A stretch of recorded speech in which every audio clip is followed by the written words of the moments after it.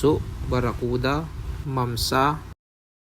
What's up guys? Another day, another fish na naman mga idol. Galaglag na naman tayo ng kitang.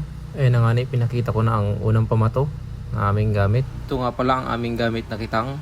Ayan, halos mga 20 pirasong taga ito mga idol. Ayan ang aming pain, manok. Ako ay kung sa amin na lang ay ulam na idi, manok. Kaso din niya ay napampain lang at makapalitan ng isda ay.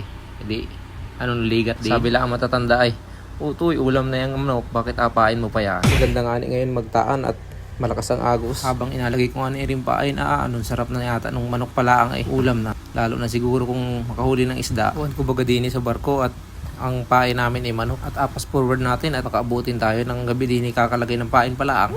At naidi na nga ni, malapit na tayo sa dulo. Ito ang aming pabigat na gamit. Sa mga nagtatanong kung ano yan ay planche. Napa-English pa nga kita. O i-search nyo na lamang kung anong tawag dyan. Ito na, paikot-ikot ko na yung drum. Nasagad namin pala ito sa ilalim. Estimate ko dito mga 80 di pa ang lalim. Andyan na naman si Boy Estimate.